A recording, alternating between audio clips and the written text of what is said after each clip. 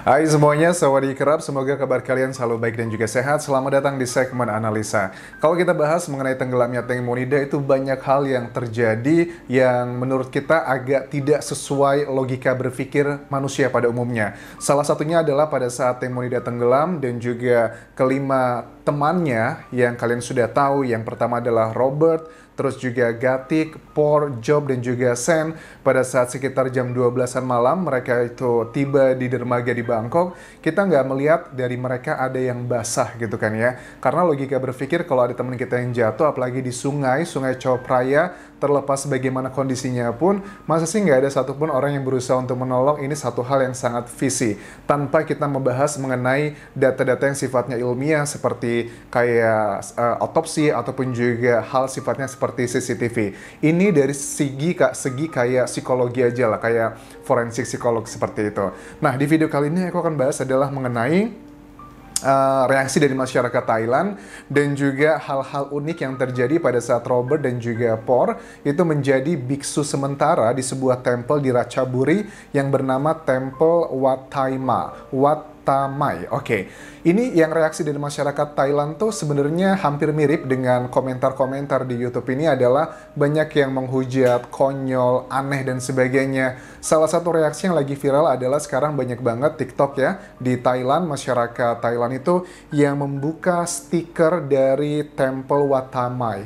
Jadi kebiasaan di warga Thailand, mereka tuh memang suka menempel stiker-stiker dari tempel-tempel yang biasanya mereka kunjungi atau hormati. Nah, hari ini aku lihat tuh banyak sekali yang mencabuti stiker-stiker Tempel Wat Tamai karena sebagai salah satu bentuk protes. Kok tempel ini membiarkan Por dan juga Robert mengikuti acara seperti itu gitu, menjadi biksu. Apalagi pengakuan dari mereka juga bahwa mereka sebenarnya bukan beragama Buddha ya, tapi mereka adalah punya agama lain, tapi mereka melakukan ini adalah sebagai salah satu bentuk sumbangan perbuatan baik, yang perbuatan baik ini mereka percaya akan menghasilkan pahala, dan pahala ini akan disumbangkan untuk Teng Monida. Well, aku yakin ya, aku nggak mengejudge ini untuk lebih sifatnya ke kepercayaan, bukan, tapi lebih ke masalah kemanusiaan aja. Kalau untuk urusan kita dengan Tuhan sih, ya itu adalah hak kita masing-masing. Tapi kan kita jelas-jelas tahu kenapa masyarakat Thailand juga memunculkan, mereaksikan kekecewaan tersebut, karena harusnya kalau orang lagi kena masalah, apalagi masalah sebesar ini, disorot tidak hanya di Thailand, tapi juga at least di negara ASEAN, harusnya juga temple punya kebijaksanaan. Jangan menerima terlebih dulu sebelum permasalahannya selesai. Ini ada apa begitu kan? Nah, terus juga mengenai dugaan kemarin ada salah satu wartawan di Bangkok ya yang mengikuti ke Ratchaburi. Itu jaraknya kalau aku lihat di map itu sekitar 100 km, tapi let's say ini sekitar 3 jam ya dari kota Bangkok dengan macet dan sebagainya. Ada dugaan, ada saksi yang melihat bahwa mereka ini tidak tinggal di temple, tapi tinggalnya adalah di sebuah resort. Nah, pagi ini aku lihat foto-fotonya mereka tuh, ini kayak ya susah untuk tidak menjudge ini adalah pencitraan teman-teman, karena ini foto-foto di sejumlah TV ya, video ya, aku capture. Mereka ini bangun pagi. Nah, ini biasanya kalau buat kalian tahu ya, para mang gitu ya, atau biksu di Thailand, pada umumnya mereka tuh bangun sekitar jam 3 pagi, jam 4 pagi. Ini masih gelap suasananya. Dan apa yang dilakukan oleh mereka? Jadi mereka tuh pertama bangun pagi sekitar jam 3, jam 4. Mereka akan keliling tempat-tempat di rumah-rumah warga untuk memberikan doa dan sekaligus menerima donasi. Donasi itu ya berupa makanan ya, yang akan dimakan mereka untuk sehari-harinya. Karena untuk para biksu, mereka nggak boleh, adalah aturan-aturan yang sudah aku ceritakan di video sebelumnya, dan mereka memang kayaknya meninggalkan jiwa keduniawian. Tapi menurut aku agak hal yang sangat sulit dipercaya dengan lifestyle Por dan juga Robert yang identik dengan gaya hedon seperti itu, kemudian berbalik 180 derajat. Apalagi kalau kalian lihat, cek di sini di capturean foto-foto ini. Itu banyak banget kan kameramen, video TV, kamera fotografer maksudku, kameramen, media banyak banget. Kalau agak sulit untuk tidak menjudge gitu kan ya. Maksudnya mereka ya boleh aja mereka merasa bersalah, mereka merasa pengen tobat, memperbaiki diri, menyumbangkan sesuatu. Tapi kok mereka mengundang banyak media massa ya? Ada apa gitu? Karena kalau mereka tidak mau diliput dengan media massa, jelas mereka punya kewenangan untuk mengusir media gitu. Ini kan jelas tuh angle-angle-nya bagus-bagus, sudah jelas-jelas, dan mereka tuh sudah secara sadar gitu kan ya, kalau mereka ini akan direkam oleh TV, disiarkan secara nasional. Ini sebenarnya menurut aku salah satu strategi mereka untuk menjawab isu yang ada dugaan saksi melihat mereka itu mobil yang dikendarai menuju ke sebuah resort di dekat tempel tersebut. Ya, karena kan lihat sini, aku udah bangun nih pagi-pagi subuh, pasti aku tidur di sini dong, tapi nggak tahu kan, ini kayaknya hari keberapa ya, tanggal 16, 17, oh ini baru malam kedua dong ya. Nggak tahu di malam ketiga, keempat, sampai karena mereka dijadwalkan mengikuti prosesi menjadi biksu sementara ini selama 15 hari teman-teman. Tapi ya, I don't know. Terus juga teman-teman bilang kan kemarin, Anjas bukankah si siapa Por ya atau Robert yang punya hair transplant? Kayaknya Por ya, yang melakukan hair transplant, kemudian dia diminta sama penyidik untuk diambil rambutnya, tapi menolak alasannya karena hair transplant, tapi tiba-tiba mereka harus dibotakin begitu. Nah, pada saat aku ngobrol dengan Dokter Hastri di video aku sebelumnya, kalian bisa cek di situ, ternyata DNA, kenapa dicek juga DNA-nya dari rambut salah satu saksi, karena tujuannya untuk mencari tahu kandungan alkohol atau drugs dan sebagainya, karena kalau cuman lewat air seni gitu ya, kalau sudah beberapa hari itu bisa hilang, tapi kalau di rambut itu masih tertinggal lama, bahkan beberapa bulan lalu mengkonsumsi narkoba pun masih bisa terdeteksi asalkan itu diambil tes DNA, bukan yang tes urin. Makanya aku juga sempat heran, kok bisa gitu ya? Kemarin itu para saksi diambil tesnya untuk dicek alkohol dan juga kadar obat-obatan yang lain kalau ada di sana, itu setelah 3-5 hari. Makanya tidak ditemukan alkohol dan juga zat apapun lah di situ karena dugaannya terlalu lama. Makanya juga tim penyidikan meminta rambut karena rambut bisa merekam hal-hal yang dikonsumsi itu berbulan-bulan yang lalu. Dan kenapa? Por nggak mau, dia ketakutan, apa mungkin dia ada sesuatu hal di rambutnya, ada ke drugs atau ke alkohol dan sebagainya. Ini aku tanya dengan Dokter Hastri juga, ternyata memang itu adalah salah satu caranya, bukan untuk mengidentifikasikan sesuatu hal. Oke.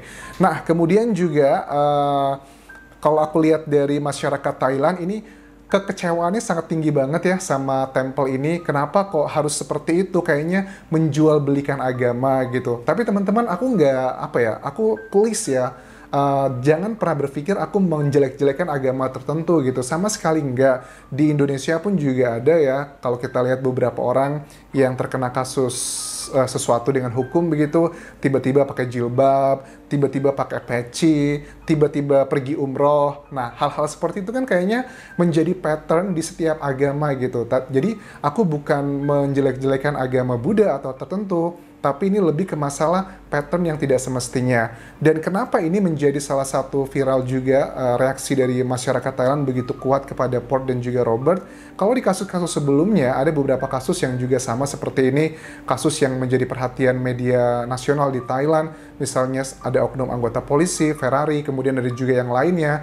Mereka itu menjadi itu setelah kasusnya itu cukup lama dan mereka sudah ditetapkan sebagai tersangka, hanya tinggal menerima panggilan untuk menjalani hukuman ataupun juga persidangan. Tapi kan kalau ini tuh masih dalam proses penyidikan dan dugaannya dikhawatirkan adalah bisa mengganggu proses penyidikan yang notabene di kita ini masih kurang sekitar 2 minggu lagi hasil otopsi yang ke-11 hal tersebut ya, dari Dr. Pontip yang dinyatakan di klarifikasi terbarunya, konferensi persnya, itu kan ada 11 titik yang dicurigai dari tubuh jenazah Teng Monida. Kalau seandainya nanti nih ditemukan ada sesuatu hal misalnya DNA, kemudian mau dicocokkan nih dengan DNA dari kelima saksi, kok Por dan juga Robert susah dihubungin, ataupun juga ada yang tanya, Anjas kok kita nggak pernah melihat ada Sen dan juga Job itu muncul di media massa. Mereka berdua memang menghilang teman-teman. Kayaknya mereka benar-benar, ini juga aneh sih bagi aku. Kenapa ya kok mereka menghilang ya? Aneh banget gitu. Terus juga mengenai luka-luka yang ada di keempat saksi yang sudah aku bahas di video sebelumnya, itu kayak sejenis cakaran. Kemudian aku ngobrol dengan Dokter Hastri bahwa kayaknya itu cakarannya sih kayaknya cakaran fresh. Kalau dugaannya adalah cakaran, itu kayaknya sepertinya masih fresh gitu. Karena kan itu fotonya diambil beberapa jam setelah Teng Monida tenggelam begitu. Tapi kan hasil visum mengatakan itu adalah luka lama. Oke. Agak sedikit complicated ya. Tapi aku masih percaya banget sih. Kayaknya kalau ini pure kecelakaan, agak sulit untuk dipercaya dengan berbagai hal yang sudah kita ketahui semua. Tapi kalau ini pure pembunuhan juga, nah ini harus dibuktikan. Kalaupun ini bukan pembunuhan, pasti ada sesuatu hal di balik ini semua. Seandainya ya teman-teman ya, kalau ini bukan pembunuhan, pasti ada sesuatu hal lebih dari sekedar kelalaian. Karena kan kalau untuk sampai saat ini, kedua orang ini, Paul dan juga Robert, itu masih terkena pasalnya adalah pasal kelalaian. Belum ada hal yang lainnya. Tapi bagi aku sangatlah janggal, uang 30 juta baht, which is sekitar 13 miliar rupiah. Kemudian juga dengan reaksi mereka menjadi mang, itu juga aneh sekali. Reaksi mereka juga yang begitu sangat dekat dengan ibunda Teng Monida, Ibu Panida, itu juga hal yang sangat aneh. Terus juga ada dugaan bahwa ada hubungan asmara dengan Gatik. Ya, aku nggak tahu ya, aku belum menemukan bukti-bukti bahwa ada yang bilang, Anjas bener nggak sih Gatik tuh jangan-jangan punya hubungan dengan salah satu ini, siapa Port atau Robert. Bagi aku belum menemukan berita seperti ini adalah masih dugaan-dugaan aja. Dan aku sedih juga ya kalau teman-teman mengupload foto-foto anaknya gitu. Maksudnya ya boleh-boleh aja kalian ngebahas tentang hal tersebut, tapi foto anaknya di blur lah, anak kecilnya gitu. Karena bagaimanapun juga kan anak kecil nggak tahu apa-apa. Nanti kalau dia sudah dewasa melihat rekaman jejak digitalnya, menurut aku itu nggak nice. Jadi aku menyarankan buat teman-teman, aku nggak bisa mengontrol ya, kalian mau buat konten apa, ngomentarin ini itu boleh-boleh aja, tapi aku menyarankan kalau ada anak kecilnya ya di blur lah, kasihan kan. Kita melihat dari sisi psikologinya aja, karena mungkin sekarang lagi heboh-heboh, kita udah ngerasa ini itu, tapi 10 tahun akan datang, si anak perasaannya bagaimana. So, that's my concern. Dan aku tidak membahas itu ya, lebih detailnya, karena belum ada bukti-bukti yang kuat. Bisa aja ini menjadi salah satu motif, tapi kan motif itu begini ya, motif itu harusnya diketahui setelah motif yang tepat ya. Motif yang benar itu adalah diketahui setelah berbagai macam bukti-bukti terkumpul. Jangan mentang-mentang dia punya masalah, mentang-mentang dia punya affair, misalnya seperti itu, otomatis itu adalah penyebabnya. Nggak boleh seperti itu. Motif yang beneran adalah motif yang keluar dari berbagai macam temuan-temuan. Misalnya, kalian juga berpikir begini, nggak mungkin deh seorang anak kecil usia 13 tahun bisa membunuh orang dewasa. Itu kan nggak mungkin secara logika berpikir, tapi kenyataannya dia adalah pembunuhnya. Secara motif nggak terlalu kuat. Nah, maksud aku adalah motif yang sebenarnya itu ditemukan adalah pada saat semua alat bukti sudah terkumpul. Jadi kita mengawalnya adalah dengan melihat bukti-buktinya terlebih dulu. Jangan langsung ujuk-ujuk ke motifnya, karena itu adalah motif adalah hasil dari sebuah proses pengumpulan fakta-fakta. Thank you very much for watching this video. Tinggalkan komentar kalian, tinggalkan like kalian, dan juga follow Instagramku di Anjas di Thailand, serta subscribe channel YouTube ini. Kalaupun kerap semuanya. Bye-bye.